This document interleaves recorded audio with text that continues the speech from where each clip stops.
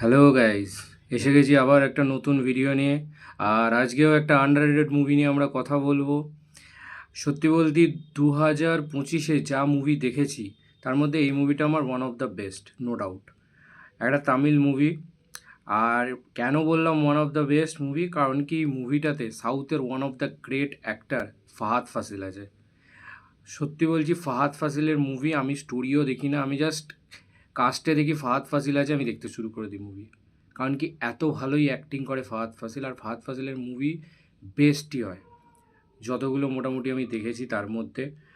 Obviously বুঝতে পারছো ফাহাদ ফাসিল মানে আমি কার কথা বলছি। তোমরা আবেশামে দেখেছো, বা তোমরা আহ, পুষ্পাতে তাকে দেখেছো ভিলেন ক্যারেক্টারে। এই মুভিটার স্টোরি যদি আমি বলতে যাই, তাহলে স্টোরিটা হচ্ছে যে ফাহাদ ফাসিলের ক্যারেক্টারটা হচ্ছে নাম দয়া, যে এখানে একটা চোর, সে ছোটোখাটো চুরি করে, রিসেন্টলি জেল থেকে বেরিয়েছে, বেরিয়ে তার ইচ্ছা হচ্ছে আরও একটা বড় চুরি করার।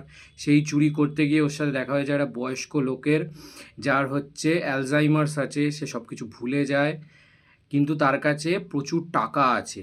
তো ফাহাদ ফাসিল কোনোভাবে কায়দা করে তার থেকে টাকা আদায়ের চেষ্টা করছে, নিয়ে তারা একটা জার্নিতে বেরিয়ে পড়েছে। ফাহাদ ফাসিলের ধান্দা এখানে টাকাটা নেওয়া। তো সেই জার্নিতে বেরিয়ে তারা কি কি এক্সপ্লোর করছে জার্নিতে।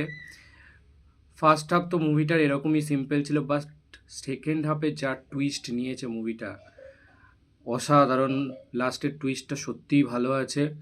মানে হঠাৎ করে একটা সুইট সুন্দর মুভি থেকে থ্রিলারে কনভার্ট হয়ে গেছে মুভিটা। মুভিটা না দেখলে তোমরা বুঝতে পারবে না। মুভিটা দেখো গিয়ে, মুভিটা নেটফ্লিক্সে আছে, নেটফ্লিক্সে গিয়ে চেক আউট করো। মুভিটার নাম হচ্ছে মারেসান। আজকেই চেক আউট করো। আর আমাকে ফলো করো এরকম আরও আন্ডাররেটেড মুভির জন্যে। লাইক করো, কমেন্ট করো, সাবস্ক্রাইব করো। টাটা।